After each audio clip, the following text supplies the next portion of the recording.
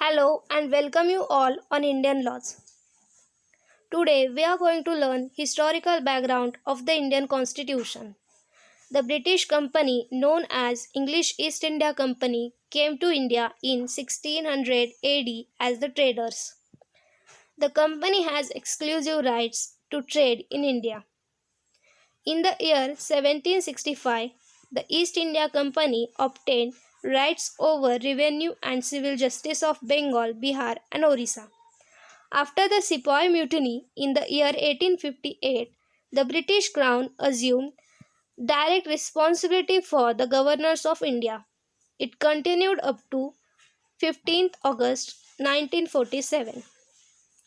Before 1947, India was divided into two main entities. British India, which consisted of 11 provinces, and the princely states ruled by Indian princes under subsidiary alliance policy. The two entities merged together to form the Indian Union. It, in many of the legacy system in British India is followed even now. The historical underpinnings and evolution of the Indian Constitution can be traced to many regulations and acts passed before Indian independence. Indian democracy is a parliamentary form of democracy, where the executive is responsible to the parliament. The parliament has two houses, Lok Sabha and Rajya Sabha. Also, the type of governance is quasi-federal. There is separate executive and legislature at the center and state. We also have self-governance at local government levels. All these systems owe their legacy to the British administration. Let us see historical background of the Indian Constitution and its development over the years.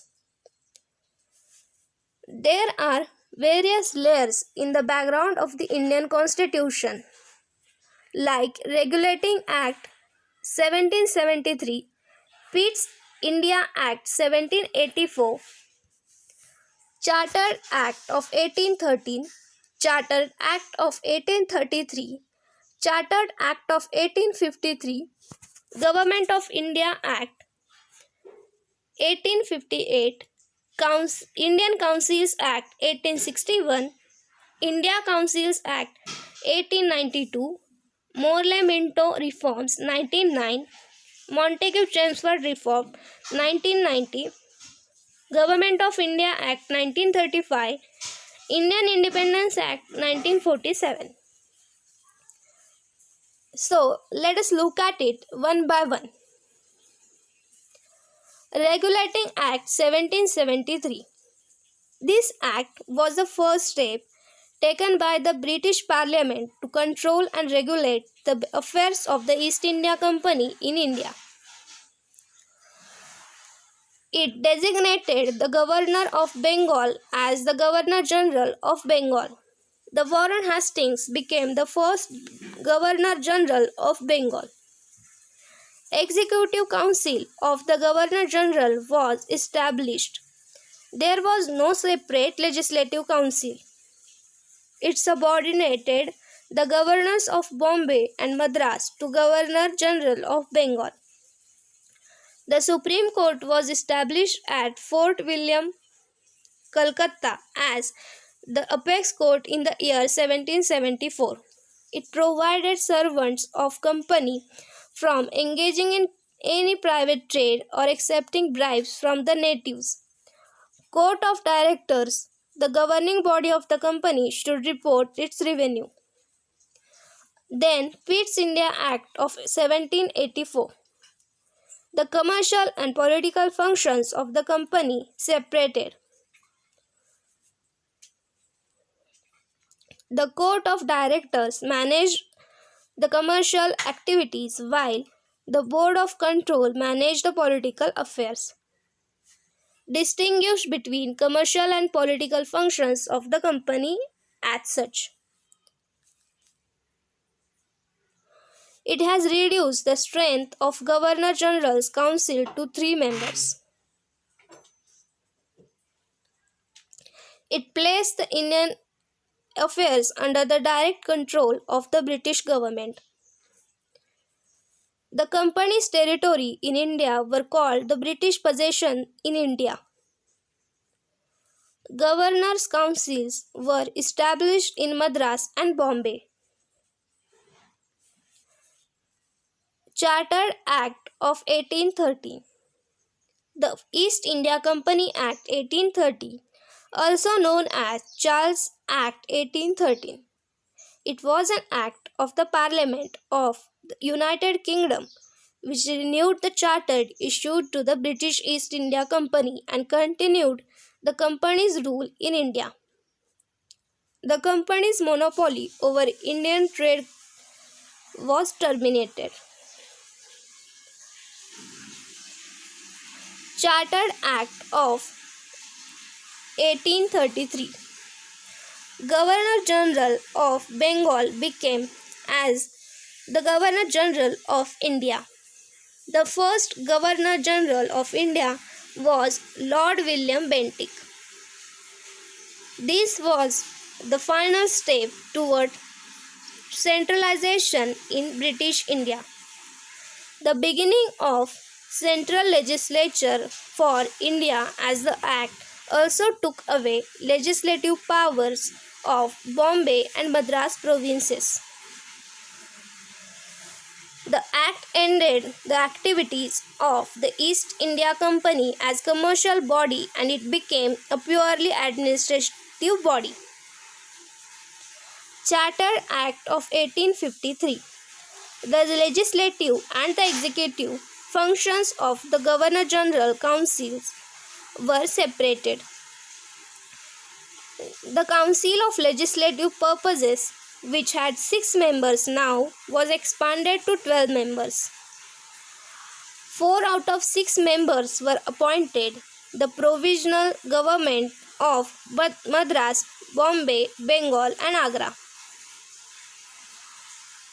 This act introduced a system of open competition as the basis of the recruitment of civil servants of the company. Government of India Act 1858. The role of the company was replaced by the rule of the Crown in India. The powers of the British Crown were to be exercised by the Secretary of the State for India. He serves assisted by the Council of India having 15 members. He was vested with the complete authority and control over Indian administration through Viceroy as his agent. The Governor General was made the Viceroy of India. Lord Canning was the first Viceroy of India. It abolished the Board of Control and Court of Directors. Indian Councils Act 1861. This act introduced for the first time Indian representation in the institutions like Viceroy's Executive and Legislative Council. 3 Indians entered the Legislative Council and the council were established in the centre and provinces. It provided that the Viceroy Executive Council should have some Indians, the unofficial members, while transacting the legislative business. It accorded statutory recognition to the portfolio system. Initiated the process of decentralization by restoring the legislative powers to the Bombay and the Madras provinces. Indian Councils Act 1892. It introduced indirect elections. It enlarged the size of the legislative councils. This act enlarged the functions of the legislative councils and gave them the power of discussing the budget and addressing questions to the executive. Indian Councils Act of 1909. This act is also known as Morley-Minto reforms. Elections, mainly indirect, were affirmed for all levels of society. The elected Indians were also enabled to debate budgetary and complementary matters and table resolutions. It changed the name of the Central Legislative Council to Imperial Legislative Council. The member of the Central Legislative Council was increased to 16 to 60. The concept of separate communal electorate was accepted. For the first time, an Indian, Satyendra Prasad Sinha, was made a member of Viceroy's Executive Council. Government of India Act of 1990.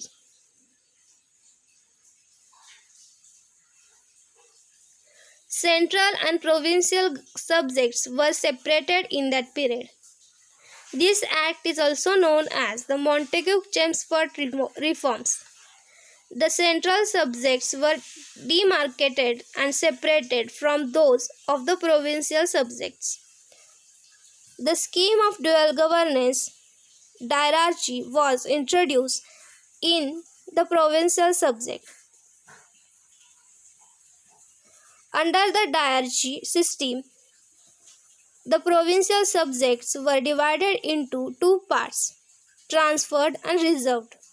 On reserved subjects, governor was not responsible for the legislative council. The governor was executive head of the province. The governor was in the charge of reserved list along with the executive councillors. The subjects under this list were law and order, irrigation, finance, land, revenue, etc. The ministers oversaw subjects under the transferred list.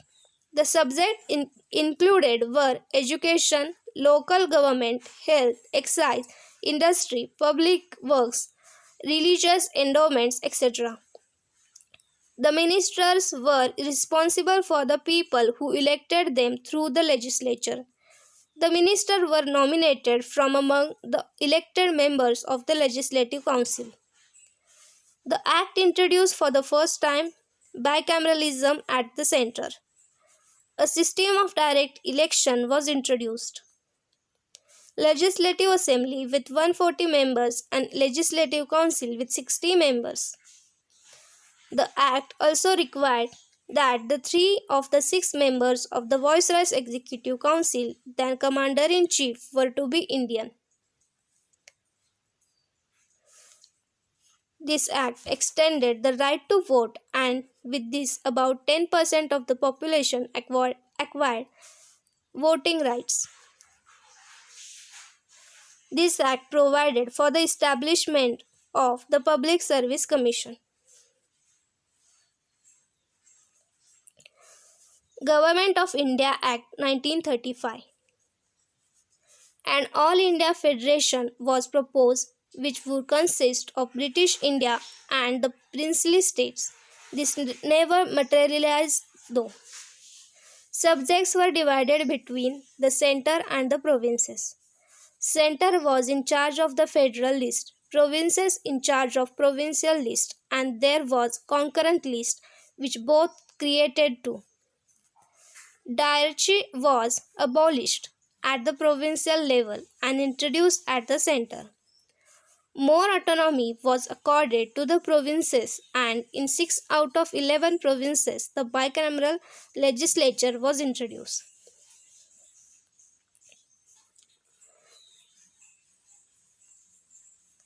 The residuary powers were entrusted in the Governor General, and this act made or introduced direct elections.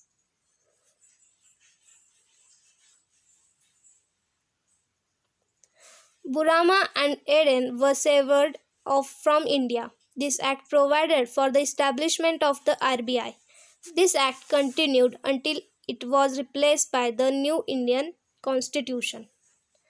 Then last, Indian Independence Act of 1947.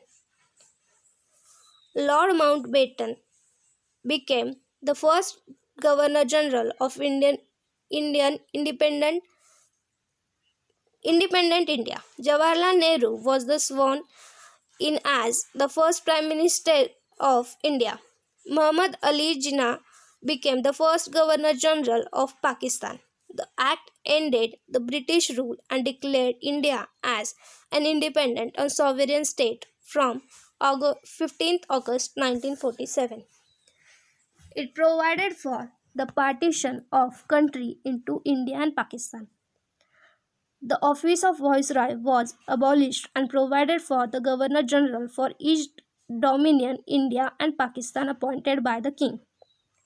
The Act empowered the constituent assemblies to frame and adopt any constitution.